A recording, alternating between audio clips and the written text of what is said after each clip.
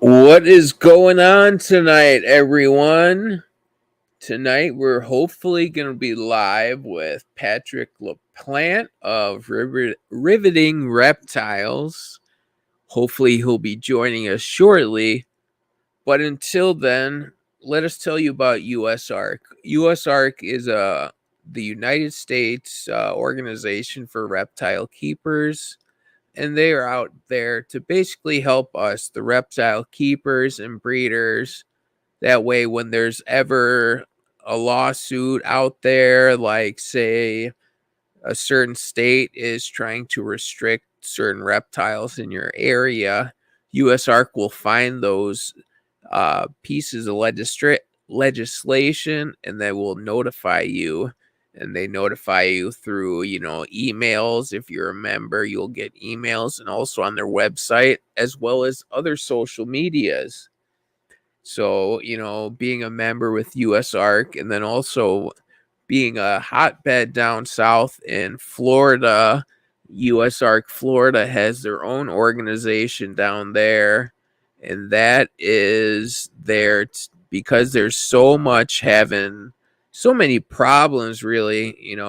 Every year Florida gets bombarded with multiple different legislation issues from, you know, everyone knows that now you can't have like berms or retics without certain permits, where they've made it harder to get those permits. And the way it's looking, it might potentially get worse down in Florida, but that's why you need to support organizations like USARC and USARC Florida.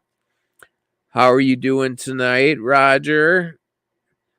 Patrick's having some connection issues, but he should be hopefully with us shortly.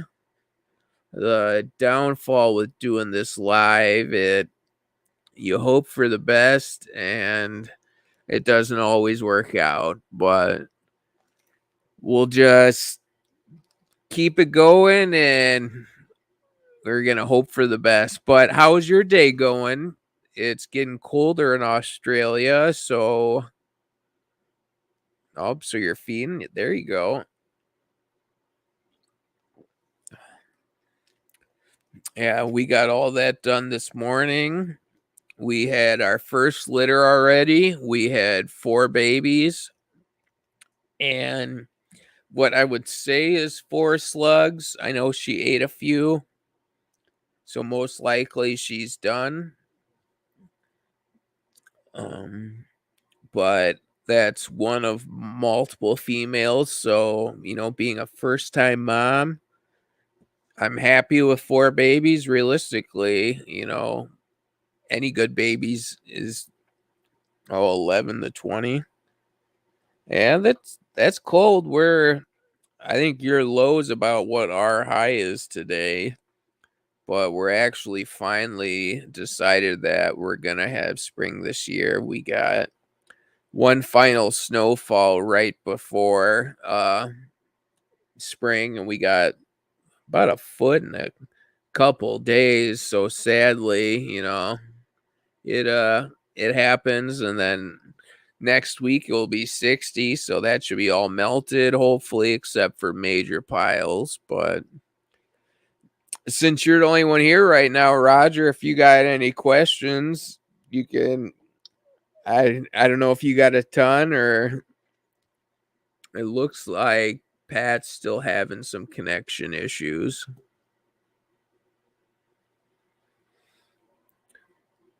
So yours are going down, and when ours are giving birth, and I know I'm on the early side, so probably most breeders will have their babies right after.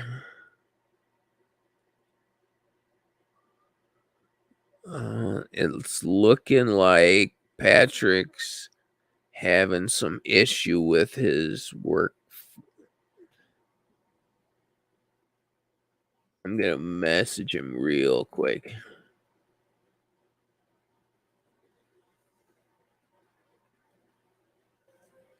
I know this isn't the best.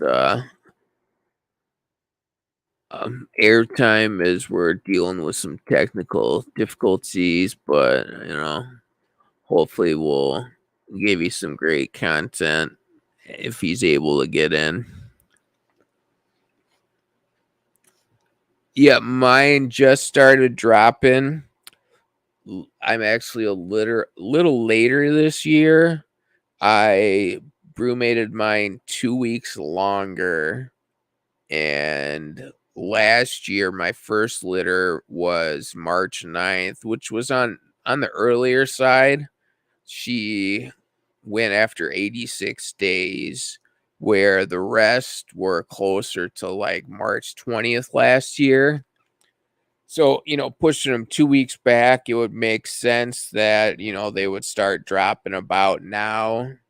And that was my guess with the ones with a little longer cycle and a little warmer nighttime drop where they're located. They're closer to where we have our bug colonies, so it's not as cool at night. Maybe it's 75 versus, the 70.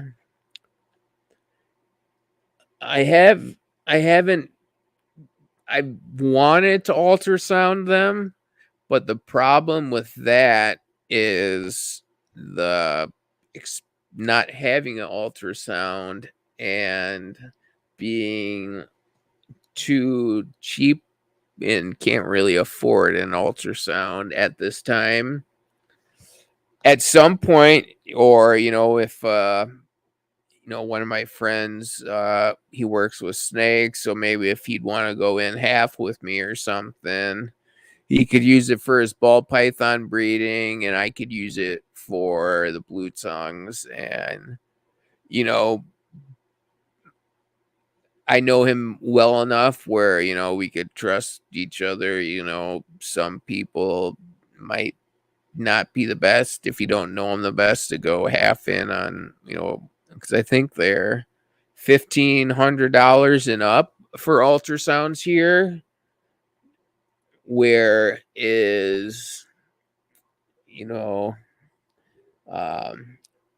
I don't know, I guess it's not really worth it. So I would love 70% success rate. Roger asked what I reckon the percent success rate might be this year. And so, we've had 50 to 55 on average with growing each year and dealing with new first-time females each year. That's gonna hurt your success rate. If you have all proven females breeding every year, I would think you would have higher success rate. Whereas, so I would hope 70 to 80. I'm always more optimistic than realistic on it. So 60% would be in the right direction, for in some of it you want consistency too. We'd want to be able to try to get, say, 75% consistency yearly, whereas some people don't. Some people have 75% success rate one year, then they'll have 5% success rate the following year. So going from each end, at least we've been able to stay kind of in the middle, slowly going up. Oh, here's Patrick right now. Hey, Patrick, how you doing tonight? I'm doing pretty good. How about yourself? Good. Were you able to get it with your computer, or is this the phone? No, that's why I'm fiddling with the phone. I'm trying to set it up. Okay. I had to switch over to another room and switch on with the phone. Well, I appreciate you coming on tonight. We'll probably just jump right into it. So, Yeah. when did your reptile adventure begin? Oh man. So I started actually keeping reptiles when I was 15. So I'm 34 now. My folks always had a cottage in the eastern townships of Quebec, and we used to go up there every weekend, and I'd spend all my weekend looking for garter snakes and frogs and you name it in the woods, even as a really young kid. And when I was 15, my dad had a spare room in the house, and he kind of went, listen, if you want to have fun, then take the spare room and do what you want to do. So he helped me build some racks, and he helped me build enclosures, and started off with some corn snakes and some balls, and that's how I started, really. Well, I think that's awesome when, you know, you're like your dad, he was super supportive in it. That especially having the room too is always nice, that it helps fill that passion young and Yeah. grows you into what you got today. Yeah, I don't think he realized exactly what he was getting himself into, but that's I think he figured I'll tell my kid he can have a room and have a few snakes, and he didn't realize necessarily how much I really liked it. And I mean, I got in quick to some big carpet pythons and coastal carpets. I had some Irian carpets. I had a whole bunch of carpet pythons, and then that went quickly from there to boas and stuff like that. So I think it didn't take too long that he realized he was going to have some pretty big snakes in his house, and I think he never really got used to it. My mom used to come down and watch me feed because she was interested in seeing how it was, but she wouldn't touch them though. So they still haven't gotten used to it. They visit my house now, and they won't come in the basement because that's where I've got all my stuff.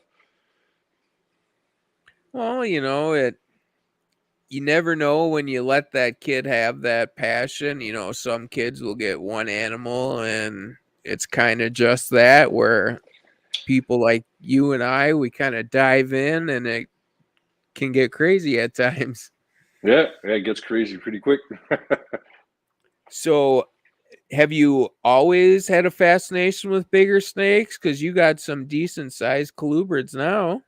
Yeah, so like I said, I started off with balls, dabbled a bit in that back. I say back then, it wasn't that long ago, but back when the blue-eyed Lucies were still selling for like 3,000 Canadian, which they're not selling that much now. So it was really not necessarily in the early stages, but it wasn't necessarily as big as it is now. And then I guess I don't know, I got my first big snake, which was, well, I say big snake, had medium-sized snake, I guess, which was a boa, and really liked that. And then went on from there to more, maybe, how can I say, more bitey snakes, if you want to call them that way, depending on how they are.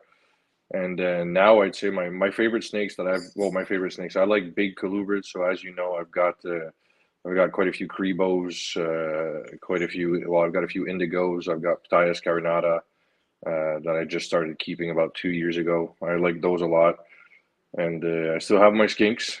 Those are still here, but I really enjoy the large colubrids. So, when I first met you, you were kind of, we'll call it amassing your skin collection, you know, Yeah.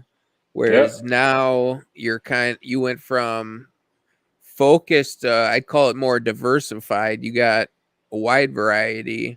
What made you choose the switch? So the skinks, it's kind of a funny story per se. The skinks. So what happened is I used to keep a lot of snakes, and then I went into the army for a few years here in Canada, and at that point I sold a lot of the collection I had at that time because I didn't have anybody to look after it. And then with in Canada here with the I went in as a vehicle tech, so it was 13 weeks of basic training, and then I ended up having like 2 years of waiting for the actual mechanic school and all that. So I had to get rid of a lot of the collection, and then when that was done, I met my girlfriend that I have now, and she was like adamant about not having any reptiles in the house, nothing at all. She didn't want nothing. So I kind of convinced her with a blue tongue skink. We saw one at a pet store, and she was like, "Oh, that's not bad. That's pretty cute, and you can have one." So I got one, and as you know, very quickly, it ended up turning into a lot more than one. And so I converted my basement for the skinks, and then I ended up getting one snake without necessarily saying anything. And once that one came in, well, all the rest is history, really. So I've always had more of a passion for snakes. I love the skinks. They're a cool lizard. I really enjoy working with them. They're my kid loves them as well. I got a 6-year-old kid, and they're one of those things that I'm not worried so much about. I mean, obviously he's supervised whenever he's around the reptiles, but he helps me change water bowls and he helps me feed the skinks and whatnot. Whereas I wouldn't necessarily let him stick his hand in an enclosure with a 7 foot or 9 foot Ptyas carinata that's just waiting to possibly snap. So they have that more friendly aspect to them, if you want to put it that way. And but the large snakes have always been a pretty big part of my passion for reptiles.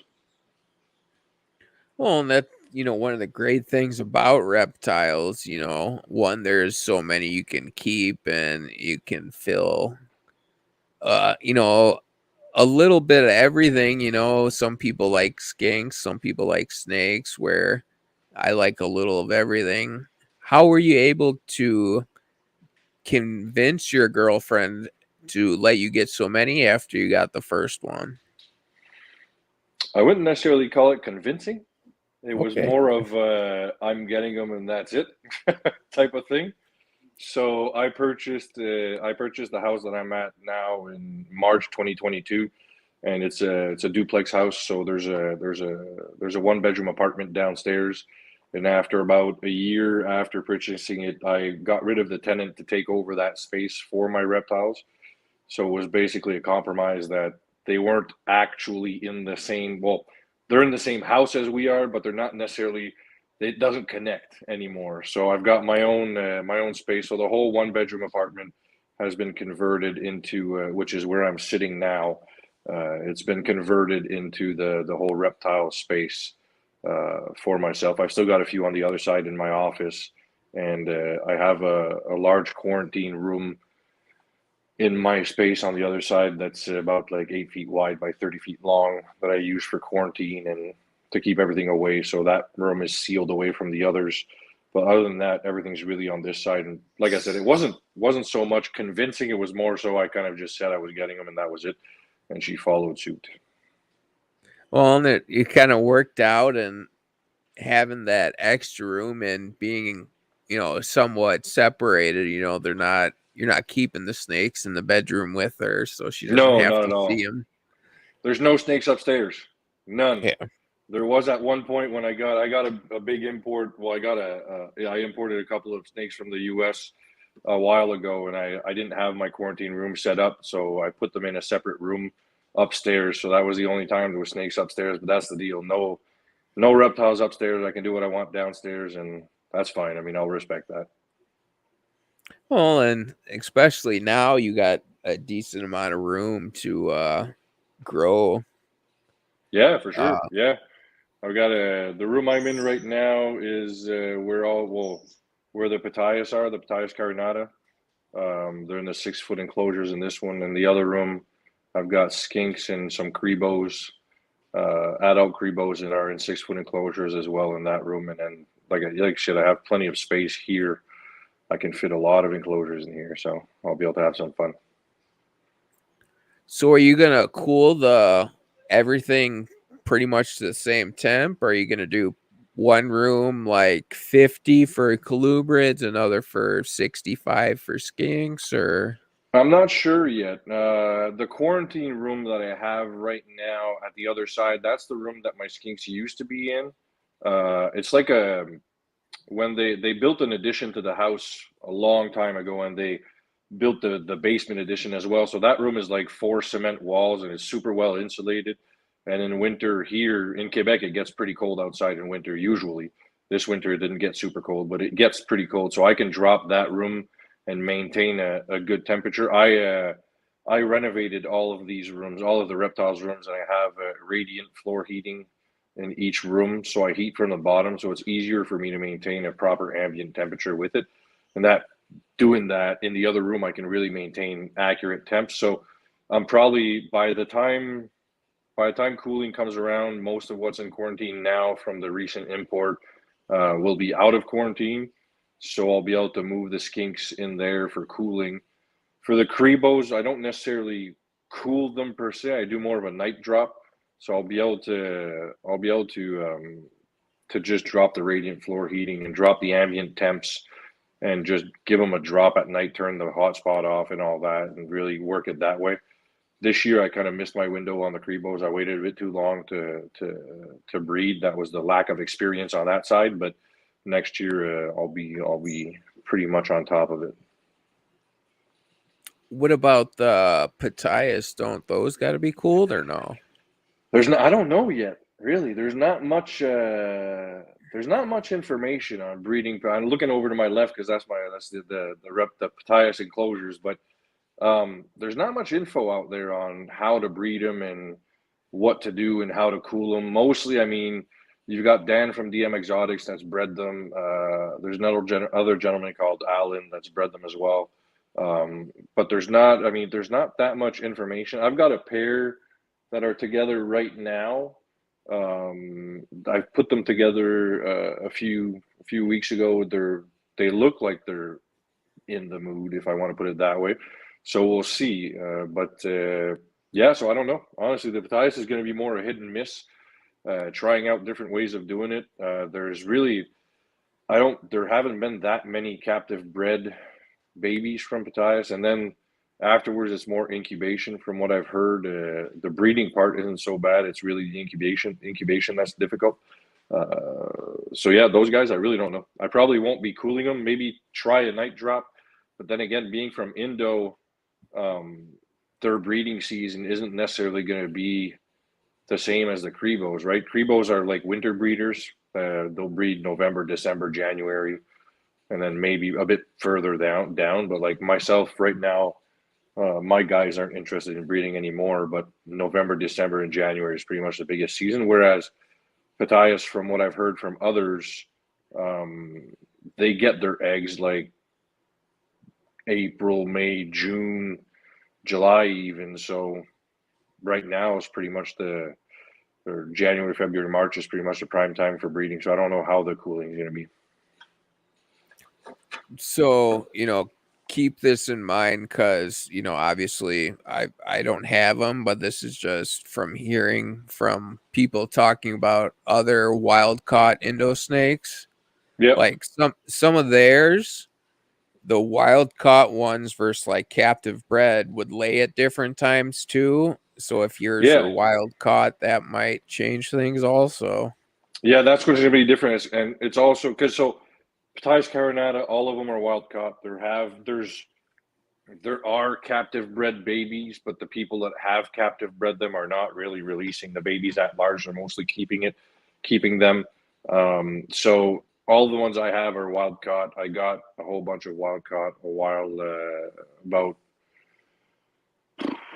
I'd say like a month and a half ago. Got in 6 more over what I had. So a bit male heavy, but I'm hoping for more to come in. So yeah, they are wild caught. So it's kind of like the cribos, right?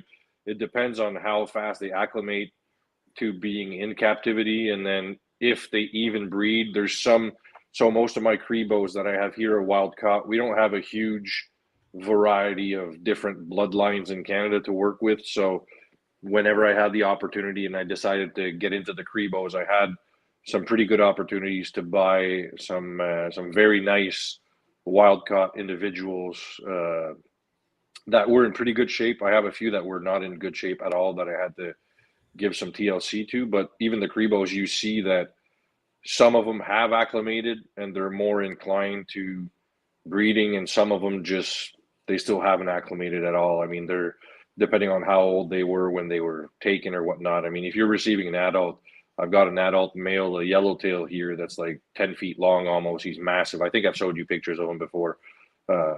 He's massive, and I don't know, man. There's nothing to do with him. He got plucked from his forest, and he was the king of that forest, and he hasn't acclimated yet here to any type of breeding or whatsoever. So it takes time with the wild caught, and it's a lot of trial and error. And that guy there.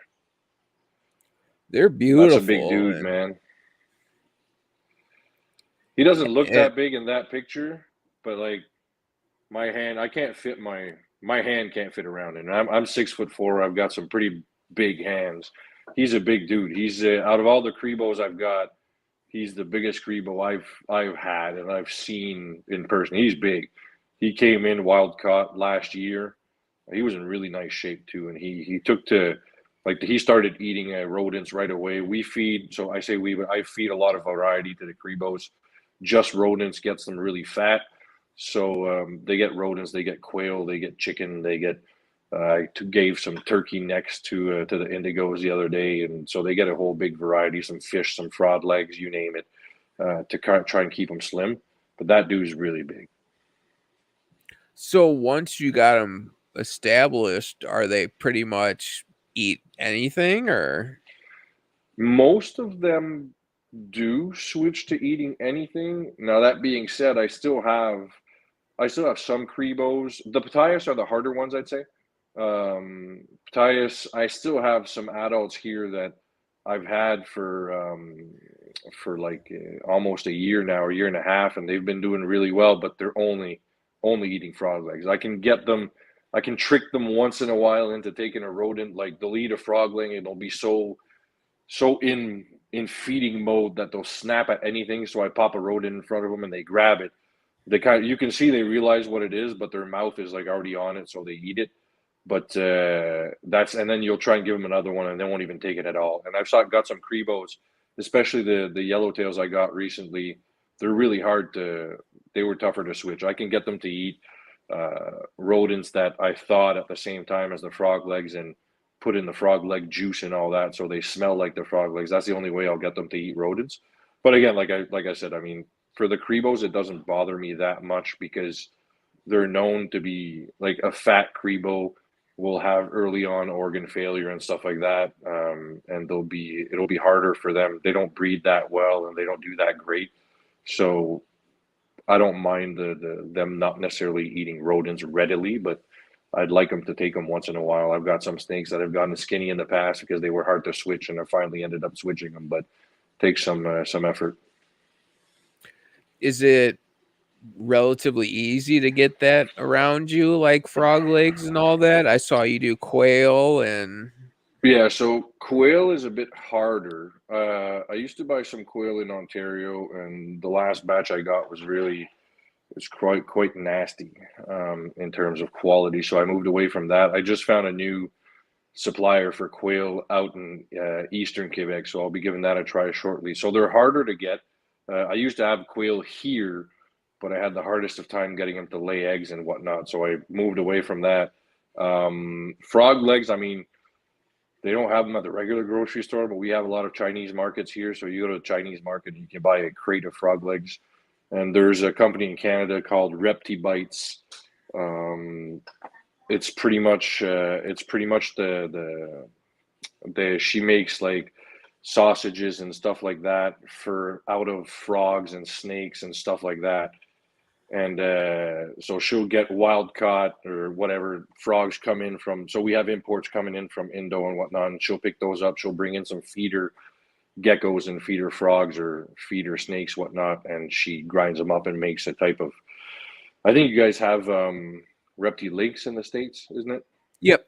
So it's a bit the same principle, but really more aimed towards picky eaters, as in like she'll have gecko sausage or frog sausage or snake sausage, and it's surprising because I have some pitayas that were really difficult eaters that I switched to the Reptibites pretty easily. So anybody in Canada that's looking for another option, you got the Reptibites. But I mean, so to answer the question, really, it is harder to find a variety of diets that in that way.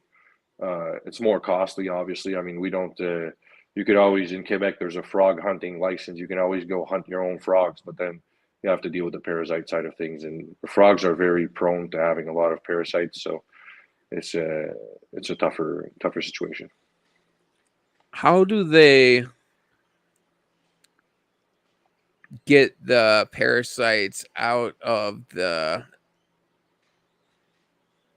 like reptile sausage, do you know, or So depending on what it is, I mean, obviously the parasites themselves, that type of parasite, when it's frozen for so long, it dies off, and I mean, they don't stay alive in the actual animal once it's deep frozen. Like a deep freeze will kill any type of living organism in there. So that's how that gets rid of it for the sausages. So that it makes them safe afterwards. But like if I was to go catch my own frogs and just pop the frogs in the enclosures, then for sure I wouldn't be able to kill any parasites.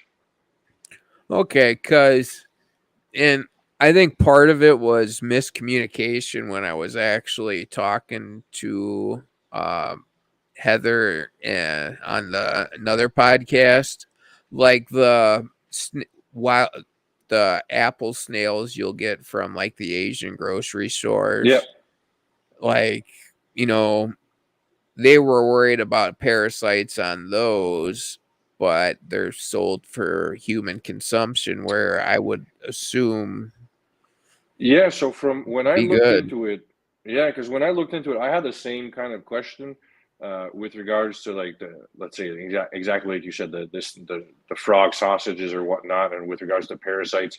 And when I really dove into it, the whole parasite side of things, um, you find that once it's been like a deep freeze will kill anything in there, right? So that's they stay frozen for a certain amount of time before making the product. Same thing, I guess, with the snails. Really, I mean, they're flash frozen usually, or they've got a deep freeze, and it should kill anything that's in there. Well, and I've seen some, yeah, they're cooked and then I would assume deep frozen. They're, I guess I haven't looked that much into it. I always got the impression for human consumption, they have to take care of Yeah, they that. wouldn't take the risk. Yeah, Yeah, we that's a sell. good I one. mean, in my day job, we sell stuff to the food and bev industry for human consumption, and they're really. I don't know about stateside, but Canada, they're really really tough on what you can and cannot sell and parasites and stuff like that. So I doubt they would permit the sale of anything that would have a risk. I mean, roundworms you can get like a human can get roundworms.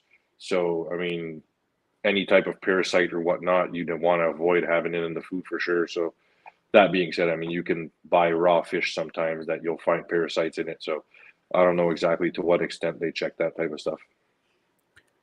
Well, and I think it's definitely different on the raw fish aspect too. Like, I don't know. Yeah, the usually they say, at least the United States, what is it? Food and Drug Administration's good at what they do, but I guess you never know. You know, Yeah, you hope for the best. exactly. I think that's pretty much what you're supposed to do. Hope for the best and then kind of look the other way, basically. But no, I mean, people eat some sketchy stuff. So yeah. How was it like treating internal parasites on any of the wild caught stuff? Did you just do that through a vet or? So when they come in, we treat externals and internals. So I have Panicure here that I give. Now for cribos, it's a bit different because cribos are known to be super sensitive to any type of anti parasitic or any type of medication for that matter. So most of the dosage for the cribos is like half the dose you would usually give. Um, I have a vet around here that she takes fecal tests. So I on most of the wild caught, I have fecals done to be able to confirm parasites and what type of parasites they are and what's the best way to treat them. Obviously, I mean, I don't know how it is out your way. Our way, I'm lucky I have a vet that doesn't necessarily have to see the actual animal as she trusts that the fecal matter I'm bringing her is the right stuff. But most other vets ask you to bring the animal in and they want to sample the fecal matter themselves and all that. And for us, an exotic vet in Quebec is like just an appointment is $200 to $250, and then yeah, the medical and all that. So I with the years I have good contacts with vets and I do it that way. Panicure is one of those things that like you can buy it on Amazon really. So I bought some pretty sensitive scales and stuff like that, and I measure out my own stuff and um, I give it to the snakes that way in small capsules that dissolve on their own. So that's how I treat it that way, and then if we see if there's still parasites or whatnot, we'll do some tests to see further on. So for the cribos, um, being a smaller dose, do they have to do it longer or? Yeah, so we go a bit. I go a bit longer on the cribos, but even then, it's the cribos. They all get tested. So I'll do the regular course, just with half doses, and then I'll test them right away. I don't want to give them the meds for too long for nothing. So I have them tested. All of them are tested as soon as the first treatment of Panacure is done. And so first, it's usually 3 rounds of Panacure, a week to 2 weeks apart, and then you do it that way. And once the third round's done, then you test them out. Well, I see why that, it's the nice to be able to work with captive bred animals versus wild caught, especially, those that you hear some of those get commonly with some type of internal parasite. I've heard you'd probably know better. Oh, I'd say, in all honesty, I don't like. I have what? I've got over 20 wild caught animals here. Whether cribos, pectinas, you name it, and some of them don't come in with mites. That happens. Most of them come in with mites. But in terms of internal parasites, I'd say 95% of actual full grown adults that come in have parasites. Yeah. The juveniles sometimes no, babies maybe not, but like a full grown adult, those animals have been eating parasite packed food for the whole life. So the 95% of the time they have parasites. And if you regardless, I mean, unless you're really giving them a super extensive treatment, you have to come to conclusion that you might have some individuals that will have a certain amount of parasites their whole lives. Like my wild caught animals are all in a separate room than any captive bred stuff I have. I have super tight protocols as to when I handle, when I clean. It's always washing hands between. There's nothing that comes into contact with any other enclosures for that specific reason. You have fecal tests done, but I mean, I don't know. I have that in my mind. I act as if all of them have parasites, even though they don't, just because I don't want to take a risk. But wild caught, that's the risk with wild caught. And I mean, I don't bash on wild caught at all. I can't bash on wild caught. I mean, most of my colubrid collection is wild caught animals. When it comes to animals that there aren't a readily available diversified stock or gene pool, if you want to put it that way, I think wild caught animals is important. Um, you look at myself in Canada, unless I bring in some animals in the States, from breeders out there, uh, there's virtually maybe one or two breeders that breed cribos in Canada. So if I want to build a collection off of that, I'm literally inbreeding everything I've got. So whereas now, if you take, let's say, my unicolored cribos, I've got 4 adult pairs that are all wild caught and they're all unrelated. So I can pretty much do infinite combinations of unrelated animals with their babies with themselves and produce new animals for the gene pool here in Canada to be able to bring new blood to it. Same thing with the yellowtails. I've got 6 adult females that are all wild caught from Guyana, and so it's new blood really that we don't have here yet. Well, and some of those, I don't know how it is for the breeders there. Some of those are kind of already inbred too, it seems like. I know some of the like dry macaron are that they have to do like DNA tests to see how unrelated certain ones are. There are certain breeders that are known for inbreeding. I'm not going to throw out any names, but yeah, so they're breeders that are there's I mean there's specific breeders that are known for it. When in dry marcon, you see it a lot, and from what I've heard, you can like you have specific cases. Early organ failure is one of them that you see a lot in massively inbred animals. So you see posts once in a while. Oh, I bought my snake from so and so, and after 2 years and a half, his heart stopped working or liver stopped working, or so enlarged heart and all that is an issue with really inbred Drymarchon.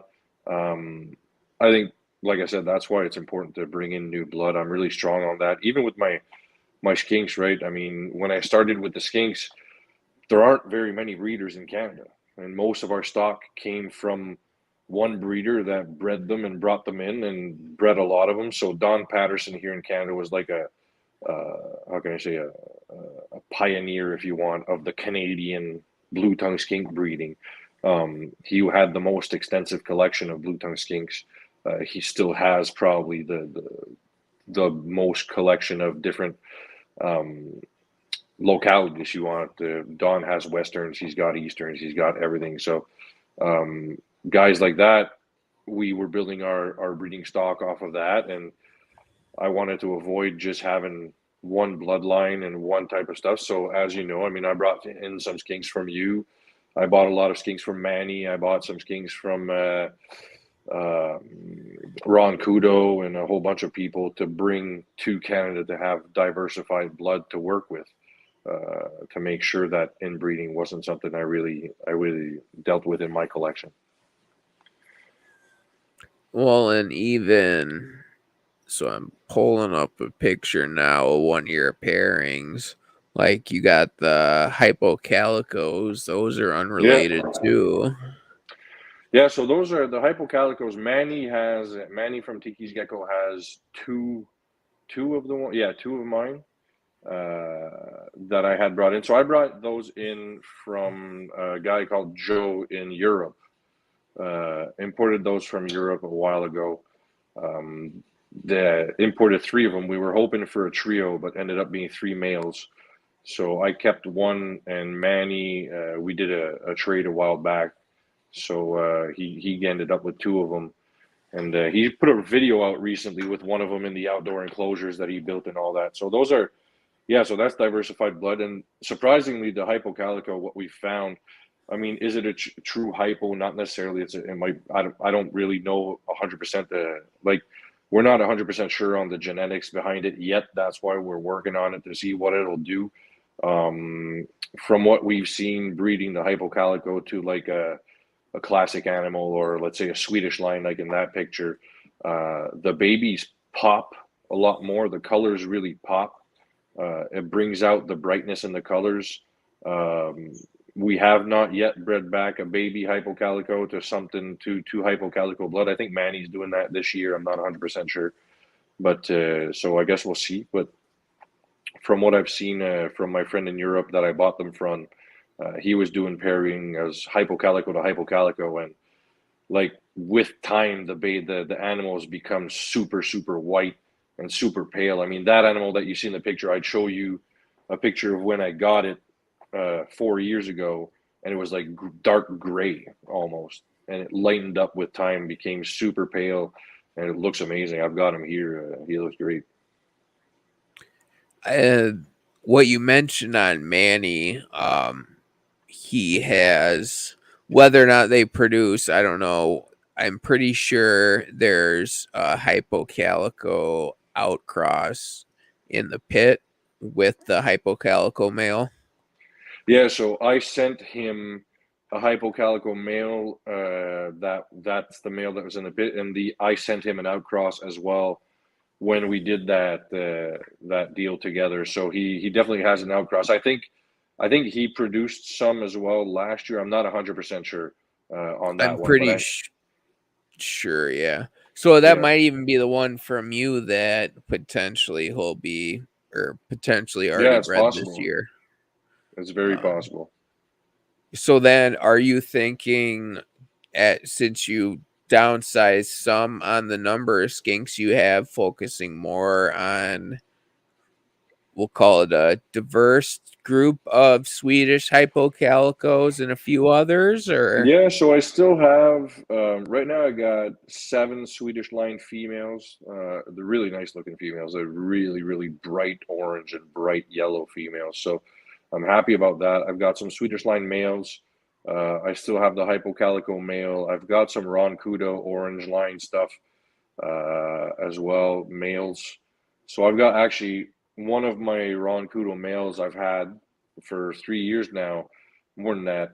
And he never bred. He never wanted to breed. And he's like my favorite male out of the whole collection. He's like really bright yellow sides, and he's got a lot of white speckles on top of him. And so he bred to a Swedish line female this year. And from what I'm seeing, she's looking pretty gravid. So I'm hoping for some really nice babies from them. But yeah, so I got rid of most of the classic animals. Um, I bought my so I you know this, but I bought I bought my dad's business, the family business. So with the family business, I'm a lot busier than I was, so I had to prioritize on certain animals. I didn't want to have less time and lack in care for the animals. So I downsized the collection, as you said. I used to have 40 adult breeders in the blue tongue skinks, and now I'm down to 17 adult breeder blue tongue skinks, most of which are, like you said, Swedish line or higher end lineages like the Roncuda orange stuff, or I've got some Swedish sunrise outcrosses and stuff like that that are really nice as well. So I'm working mostly on those.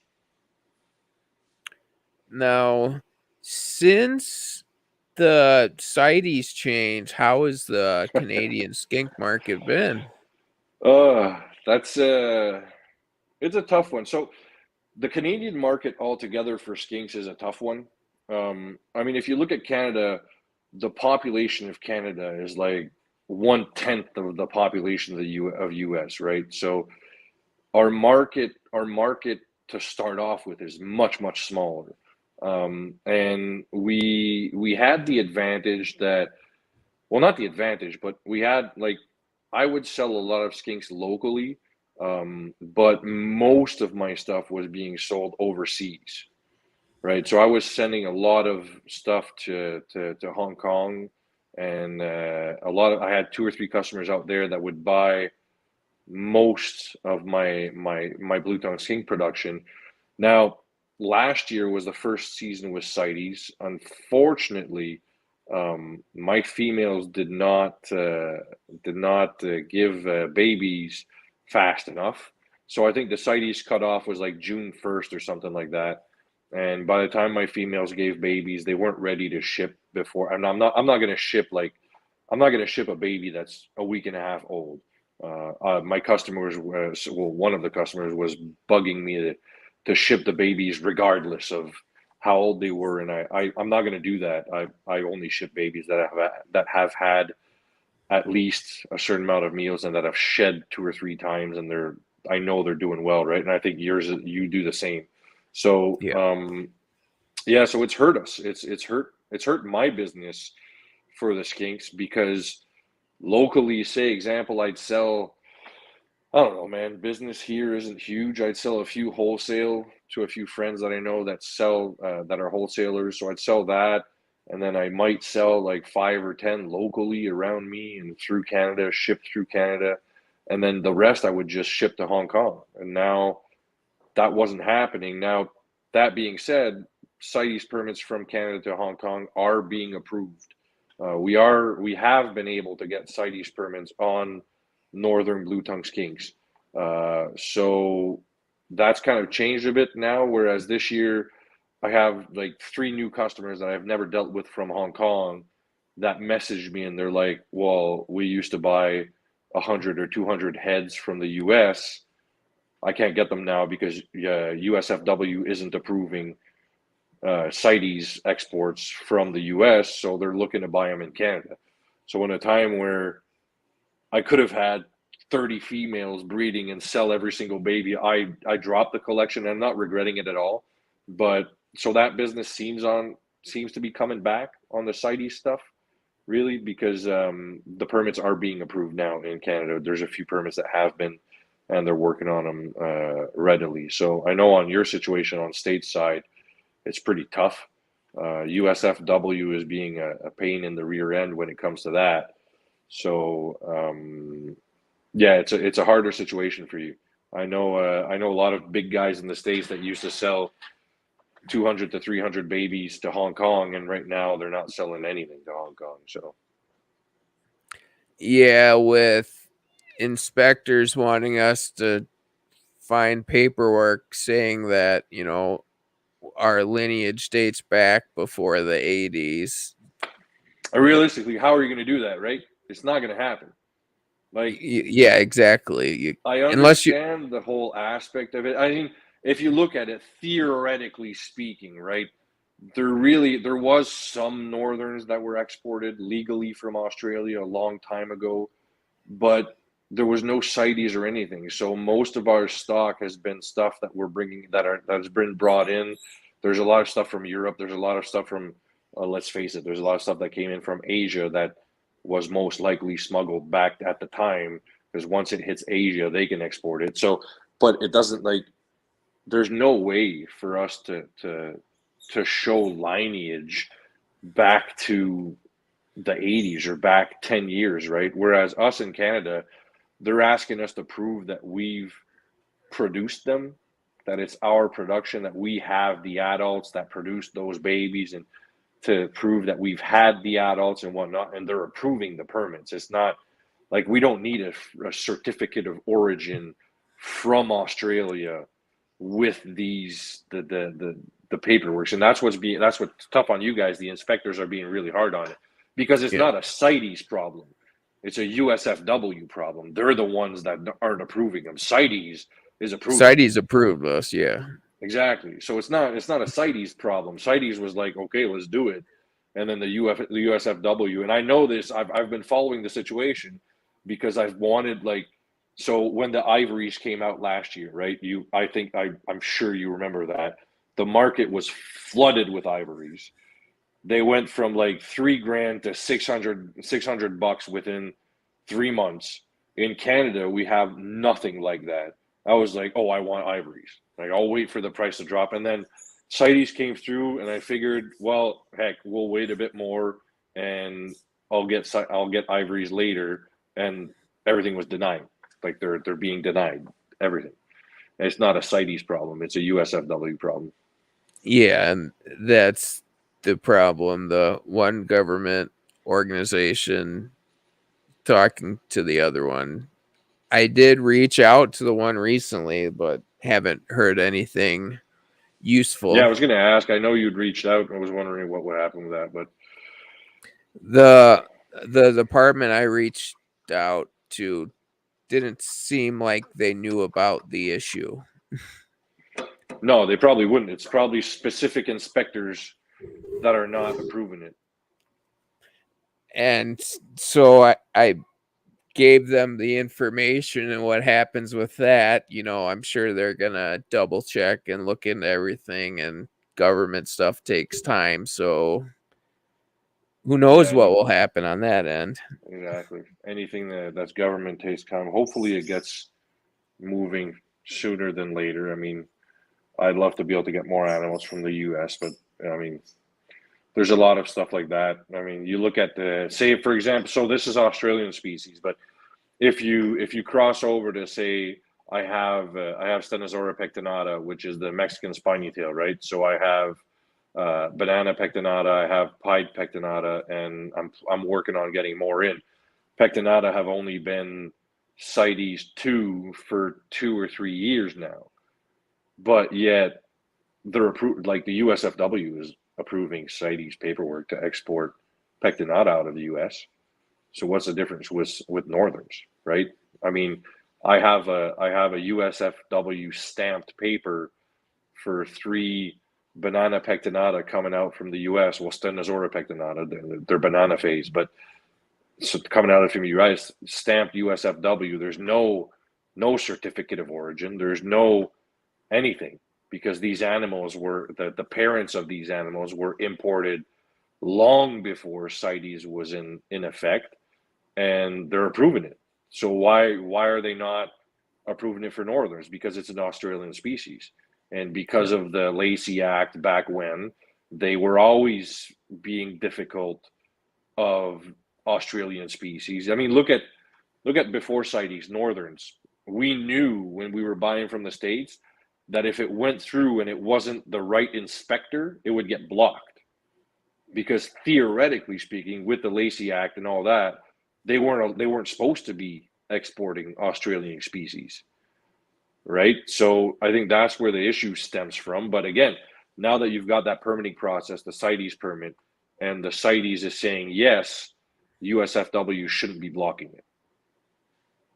And see what the weird part about what you were talking about, like some inspectors, it sounded like that was just some inspectors Yeah, only not 100%. allowing them where they were potentially supposed to be allowing them, or And vice versa. I mean, before CITES, I know for a fact that it was only specific inspectors that were allowing them through easily to come to Canada without too much of a hassle, because most of the people importing them into Canada were going through one entry point and they were dealing with that one inspector, right? But if it was somebody else, if that inspector was off sick or whatnot, they wouldn't do the import that day because they knew it wouldn't go through. and see, I think what was weird, there was some that were and I guess a lot of stuff's hearsay, so I don't know.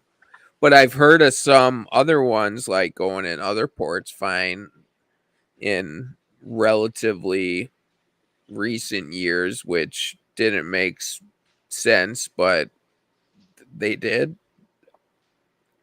Yeah, So it's weird. The whole thing is weird, man. It's odd. I'm hoping it gets better. We're trying to cooperate with them and do the best to our ability to, but they do I think like that's making it hard. yeah, I think it's the best way of going about it. I mean, cooperating and working with them. I think going out and lashing out and working against them is never going to be a good thing. Um, I mean, whenever it comes to government protocols and problematics with that, you're always better off trying to work with them and educate them on something than working against them. Um, for us, at least in Canada, that's the best way of going about it. Um, oh, so earlier you talked about your underfloor heating. Yep. And I'll pull up a picture of that. How how how was that process? It looks great. Yeah. So it was it was a much more difficult process that I had anticipated. So we sell so in my day-to-day job, we're a manufacturer's representative and we represent a company that does in-floor heating, electric heating. So to put it in perspective, just to give you an idea, in the province of Quebec, my hydro bill is 7 cents per kilowatt, right? So for me to put electric, 90% of our homes in Quebec work off electric heat. So to put in electric floor heating is really, it's cheap.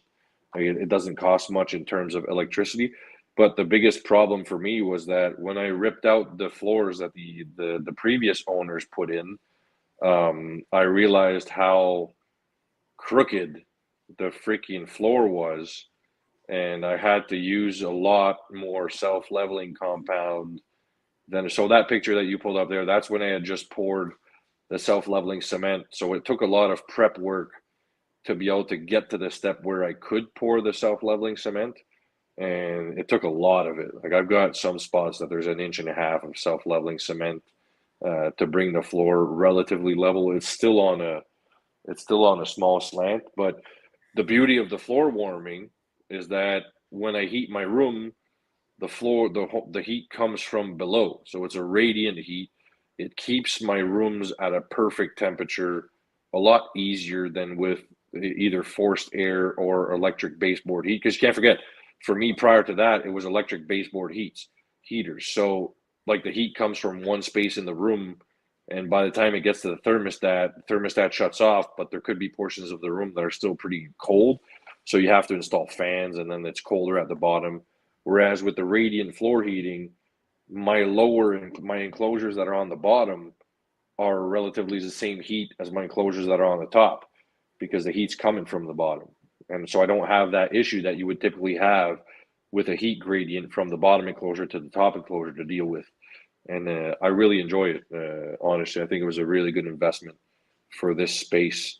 And like I said, it is a 1 bedroom apartment. So if ever something happened that I had to move out the reptiles and rent this space, then well, the tenant that's going to move in is going to be super happy because they're going to have warm feet all the time because they have heated floors. So it was a good investment for sure.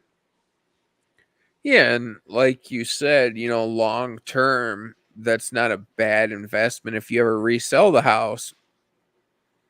No, not You at know, all.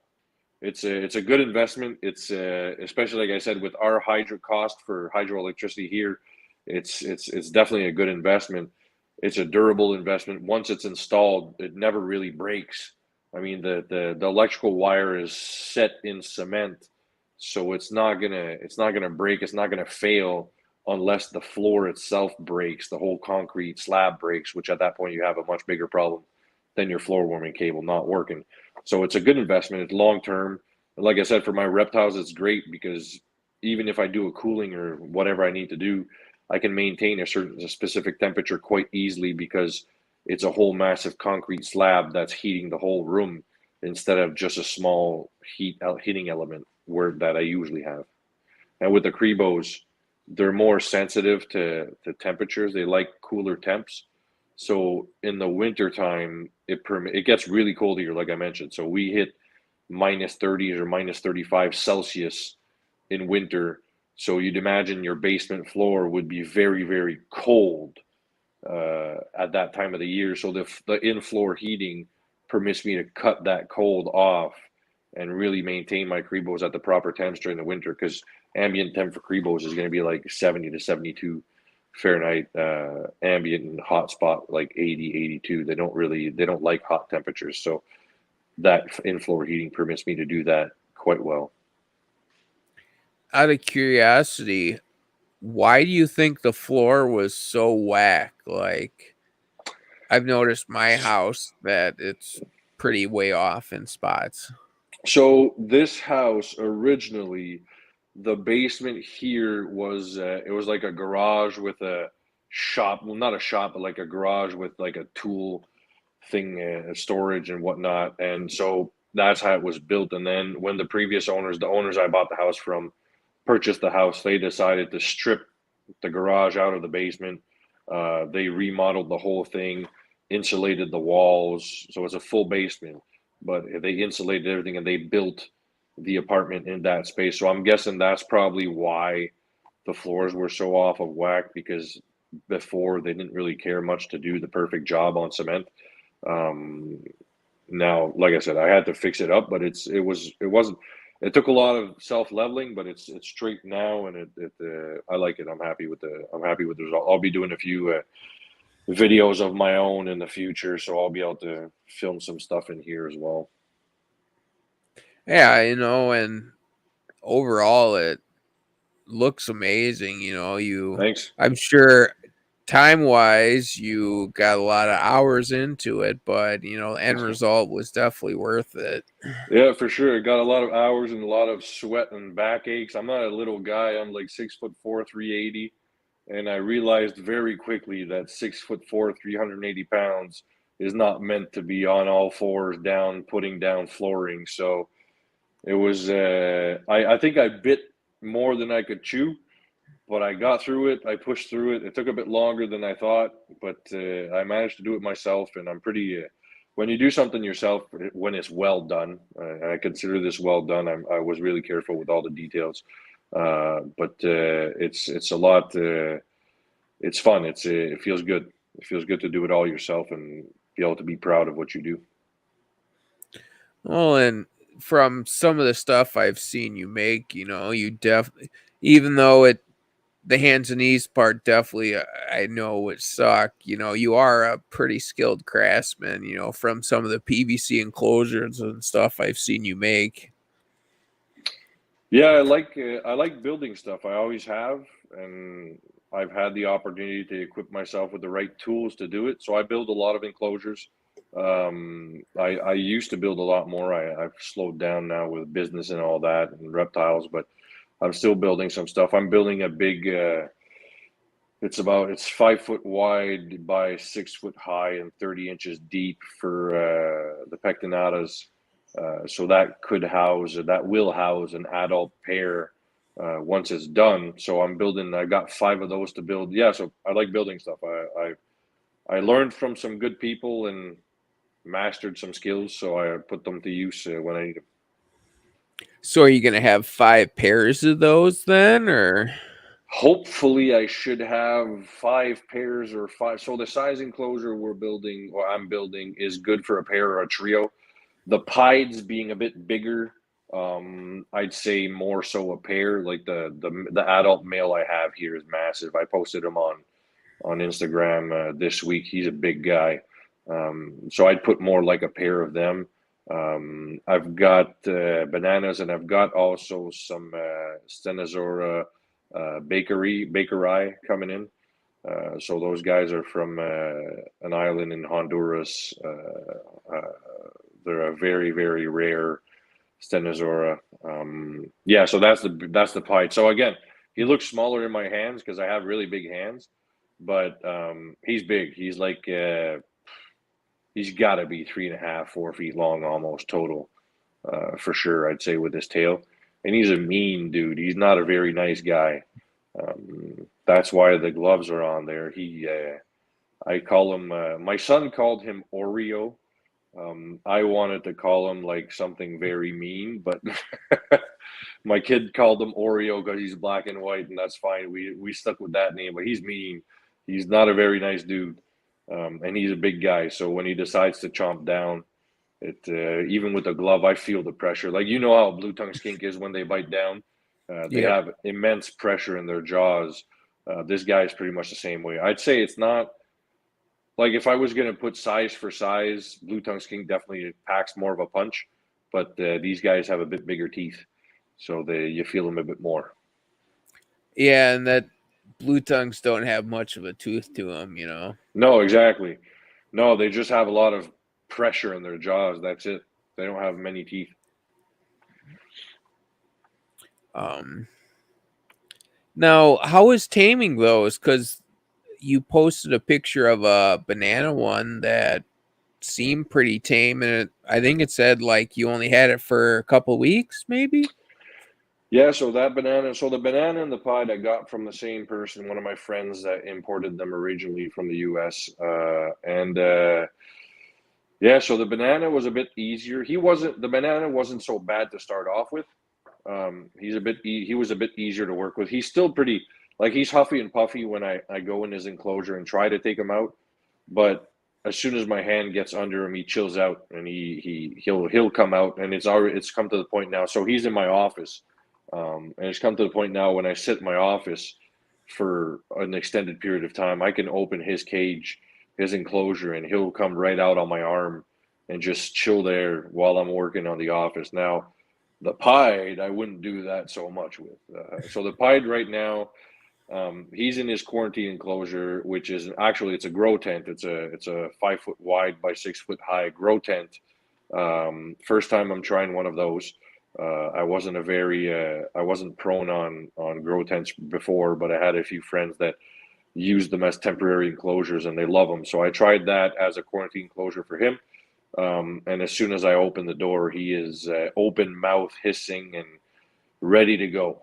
So I can't. I have to use right now. I use a plate when I want to go feed him to kind of put a plate between his face and my arm when I stick my arm in there to go put his food in because he lunges at me. He tries to get me. So he's going to take a bit more work.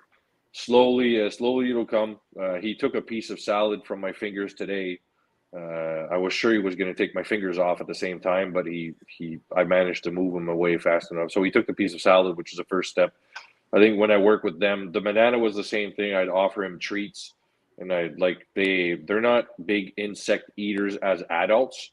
Babies, they eat a lot of insects. Sorry, with a bit of greens. Adults, they're mostly vegetarian eaters, and they will eat insects and all that. So I bought silkworms, and he seems to really enjoy silkworms, and that's what I used to kind of get him to trust me, because that's basically what it is, right? They don't reptiles in general, and I'll probably get some hate for this, and we've talked about this before, but reptiles in general do not enjoy being handled. They don't look for human attention. They learn to trust us and know that we're not going to hurt them, and they tolerate being handled. So when it comes to animals like this that are more aggressive, and I say aggressive, I'd say defensive, uh, not aggressive per se, but it's more to teach them that I'm not a threat, right? So like with the silkworms, I would give him some silkworms, and slowly I'd put the silkworms near my hand or on my arm, and he'd slowly climb up on my arm to grab a silkworm, and he'd run back into his enclosure. And then the time after that, he'd stay on my arm, and then after that, he'd come out on me, and then at a certain point, he would just stay there, and he knew that I wasn't going to hurt him, and I'd keep on giving him silkworms. So that's pretty much how I worked with the banana. And it was pretty fast because he wasn't so bad. But the pied, I think, is going to take a lot more work. It's the same goes for snakes, really, right? I've got some Ptinatas that I can't even, like, I need gloves and a hook and everything when I'm going in to try and pull them to inspect them and clean their enclosure, because they just want to kill me. Same thing with that yellowtail cribo that you showed earlier. That dude is like the devil incarnate. Like he waits for me. He'll When he sees me walk by his enclosure, he literally sits there and waits for me. And if I open his enclosure, he will come out and he will charge me. He's different, man. He's a different type. He's different. I haven't been able to work him. He's different. See, and I wonder on some like those, you start almost getting past the defensive point, Yeah, like I whether. think. Sorry, go ahead. Oh, I was gonna say I don't know if it's like a full aggression or what you'd exactly call it, but it's definitely more than defensive. Yeah, I think it comes down to, like, what I was saying earlier about wild caught, and I mean, you look at this individual per se. So if I were to take out, yeah, listen, I'll show you. Give me a second. Stick around.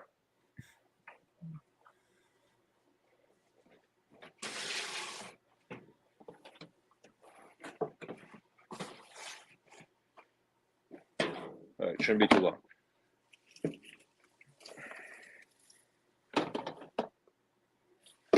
All right. Oh shit. Sorry. So if I were to show you something like this girl here, so this, I don't know if you can see her. She's a yellowtail cribo.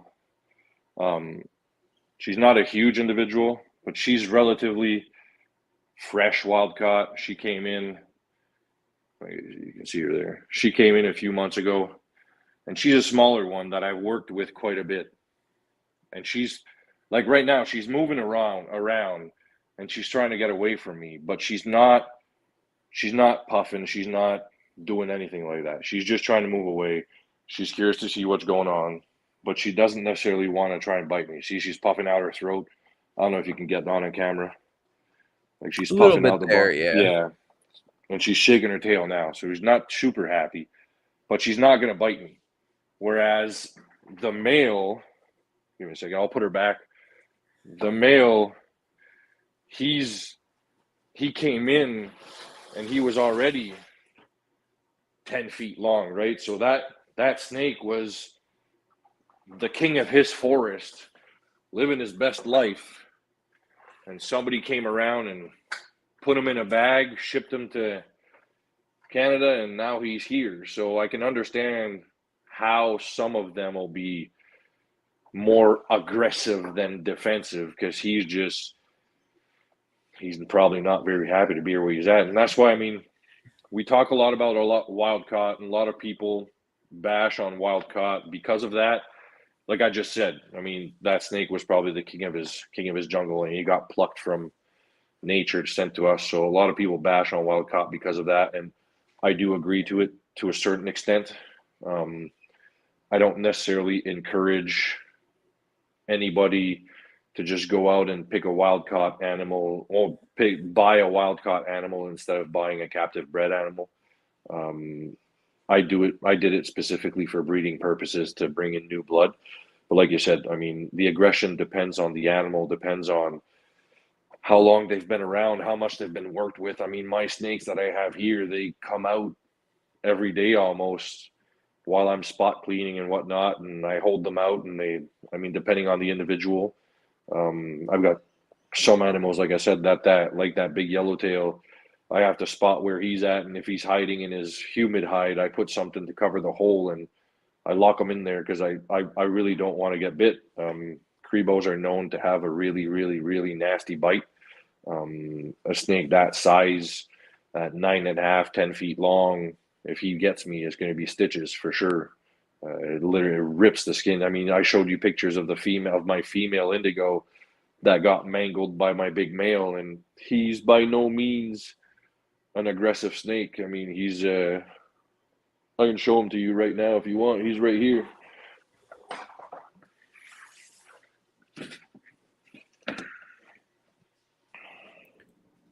Or not. He went to hide. Well, and it's probably less stressful on that one male that you kind of temporarily just close his hide. That way, you can clean the whole enclosure quick. He feels safe and secure in his hide. And then when you're ready, you quickly take the lid off the hide, and he realizes he's free and you got the door closed. Yeah, exactly. So this is the big guy I was telling you about. So it doesn't look like much, but this guy's probably, I'd say he's pushing 7.5, 8 feet. Like I said, a bite from these is going to be stitches. You saw the picture of the female that I showed you that he tried breeding, and he's a really aggressive breeder. When he's not breeding, is super tame. Like he's not, I can touch his face and whatnot, and he's not going to do anything. He's super, super chill. So, I mean, we were talking about snake aggressiveness, so I'll put them back. But how they're aggressive really depends, to me anyways, in my collection, depends on where they're from and how old they are when they came in and how much you work with them. And you'll have the odd snake that's just absolutely crazy. I mean, I've had some snakes that just you can't do anything, but yeah. Well, and like you mentioned too, breeding behavior.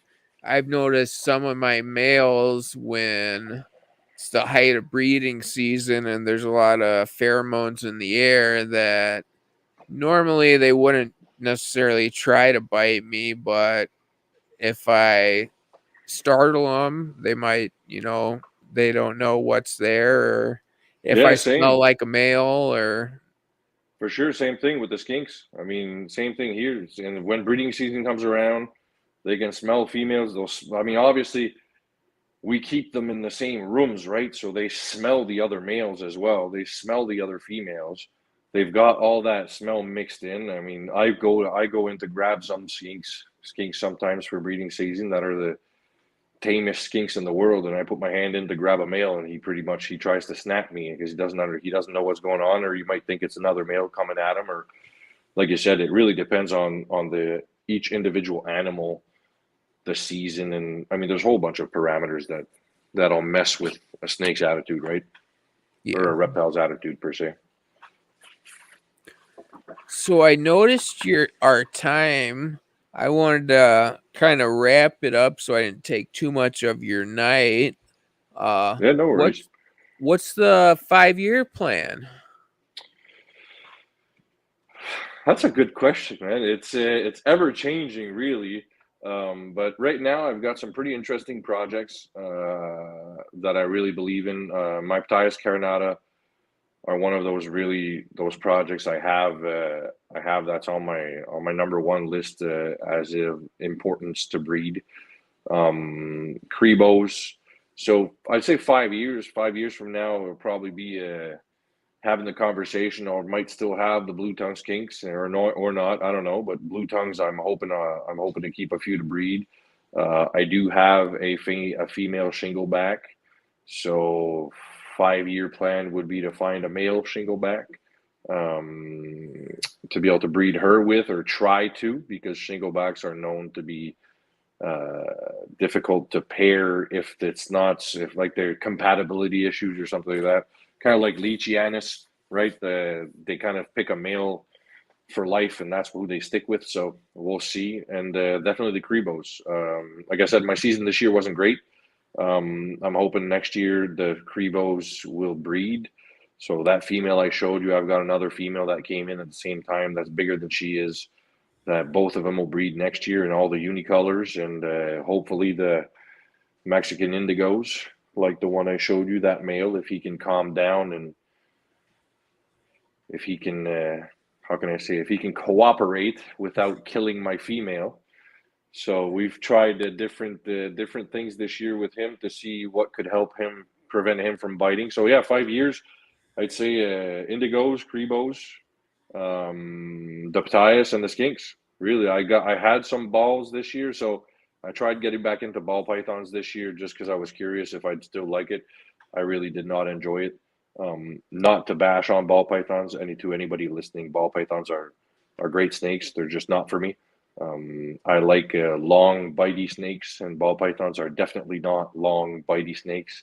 So I didn't enjoy it so much. I sold those, but that would be my 5-year plan. Where I see myself in 5 years, producing a lot more captive bred cribos and Ptaius, and hopefully that works out. Ptaius would be really cool. I'd like to be able to supply Ptaius captive bred animals to the market. That's my number one objective right now.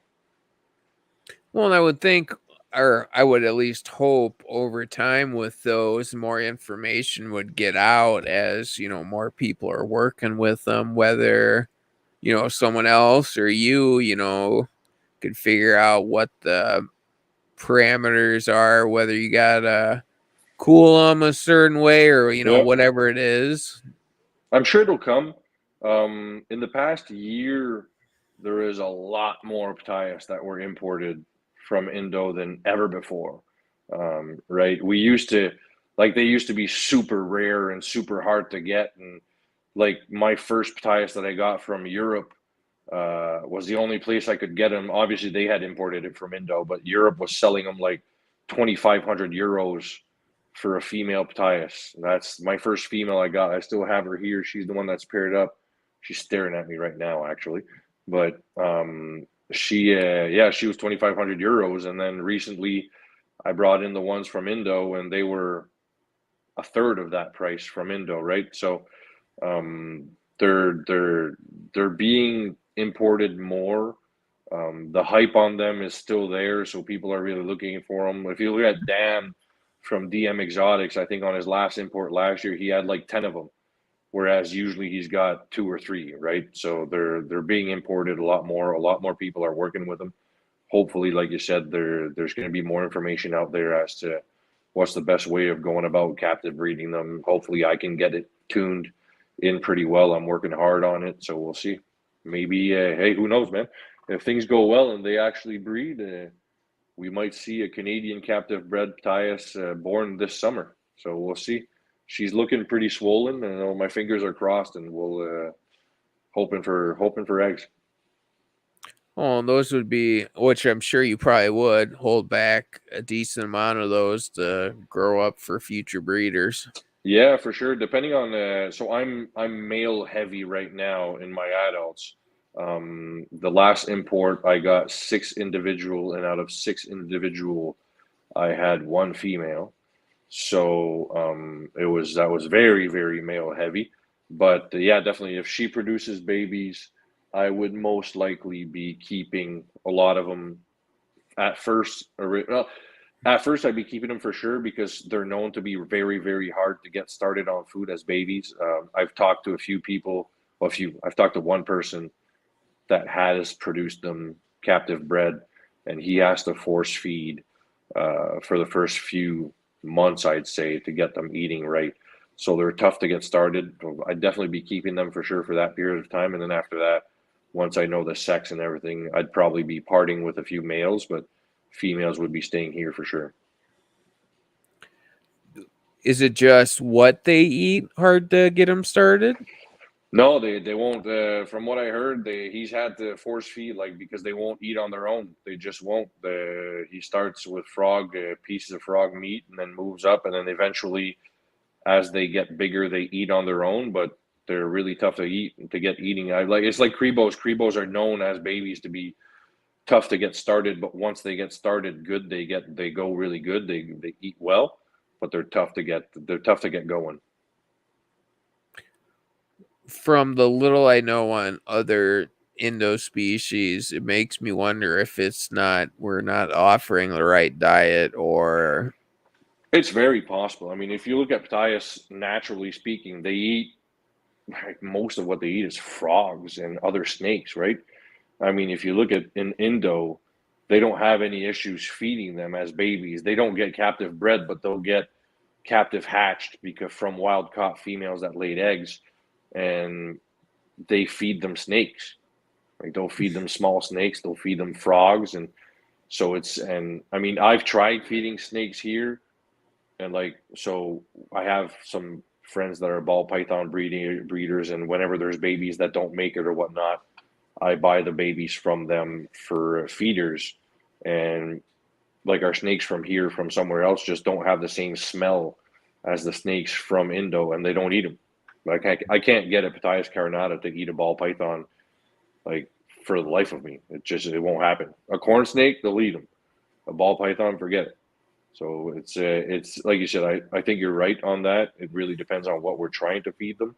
But then again, I mean, I don't have a readily available stock of baby colubrids to feed a baby colubrid, right?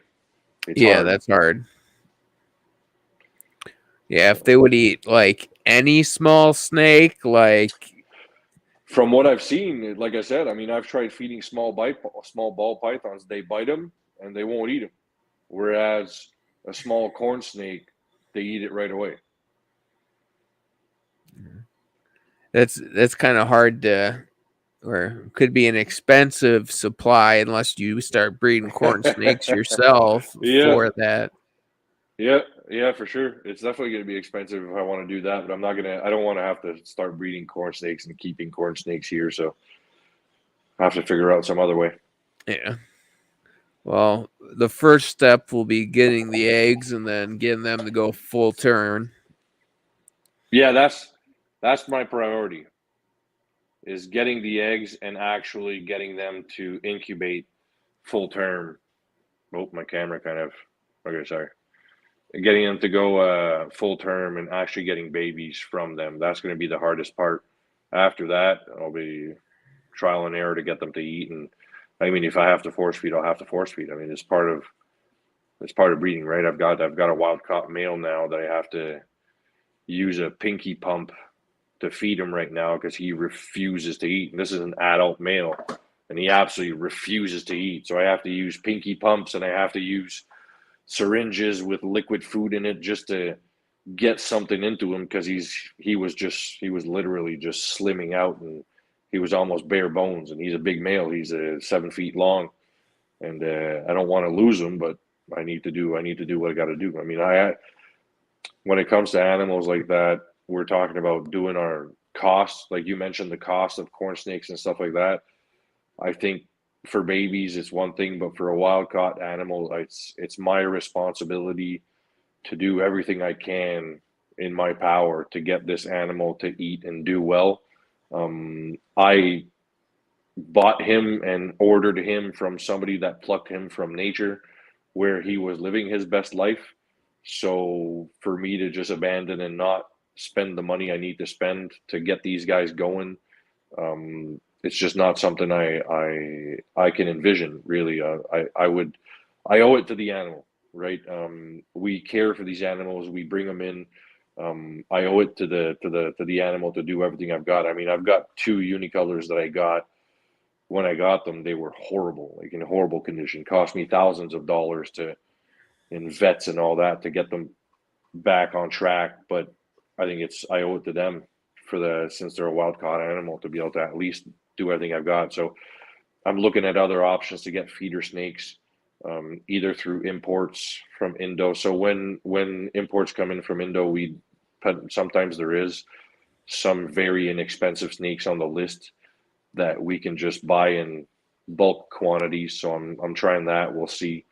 And if I can get some snakes in that they will eat, then at that point, it's worth the investment, really. Yeah, and like you said, you're willing to try pretty much anything to try to get it to thrive. You had it plucked from the wild, so you want to give it its best life and hope it can thrive, which I would imagine over time, you got a lot of experience and a lot of dedication. I've been doing, yeah. I mean, I didn't. The experience came by trying it and going into it. I had support from people around me that have done it in the past and have had success doing it. So I had a lot of help initially. I think I've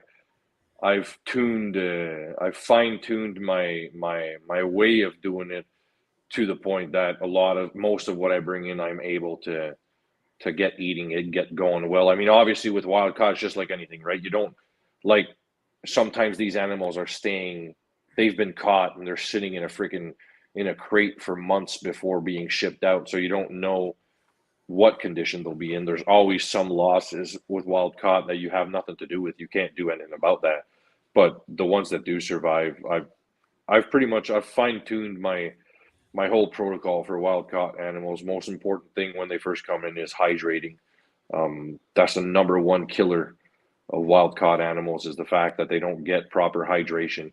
All the animals that I bring in, they soak in electrolyte water for like an hour each day for the first 2 3 weeks when they come in, and I've seen just that makes a massive difference. And a lot of them, from being hydrated properly, will eat. They will do what they need to do to survive. Well, and yeah, hydration's a very vital thing to anything living. You get dehydrated, your organs start shutting down, and Exactly. then you're done. Exactly. Like you said, it's important for our standard animals, right? For our captive bred animals. But when I mentioned it for wild caught, is that much more important. Like they've been in a crate for 2 or 3 days prior to getting to you in transport. You don't know if in Indonesia they had clean water available to them to be able to drink. You don't even know if they had water at all. So they come in here and most of them have old shed on them. I had one male that shed out the other day. There was layers of shed. When he shed, I could separate out 3 layers of shed with my hands, and he looked like a completely different animal once he shed. So you know that they're not getting the proper care. Like we care for the animals, but the issue is that in Indo, you don't know what type of care they're getting. Same thing for anywhere, right? Whether you're importing from Mexico, whether you're importing from Guyana or Suriname or you name it, you don't know what type of care they're getting out there. So you have to give them the best care possible when they come in. Hydrating is number one, and then food comes in second. Because if an animal is properly hydrated, he can go weeks without food, and he's not going to die from that. The hydration is what's going to kill him. Well, I wanted to thank you for coming on tonight. It Well, was a thank you. little I over an appreciate it. hour, but I appreciate it. Even though I don't have, any snakes, I do really love them, and working towards adding on to maybe get that like you did, you got that boundary away from the house more, then put the maybe the snakes in the addition to the garage or something down the road. Yeah, for sure. Hey, we've talked about snakes a lot, so I know you don't have them, but the interest is there for sure. Yeah. I appreciate Uh, your time. It was fun. well, thank you again. If anyone in Canada or maybe overseas this summer is looking for a skink, would Riveting Reptiles on Instagram be the best to reach Yeah, out to you? riveting reptiles on Instagram or on Facebook. My Facebook Messenger is where I get most of my messages. So Riveting Reptiles is my page for all of the skinks and the snakes and everything. Well, perfect. Well, you have a great rest of your night, and thank you again for coming on. Yeah, thank you.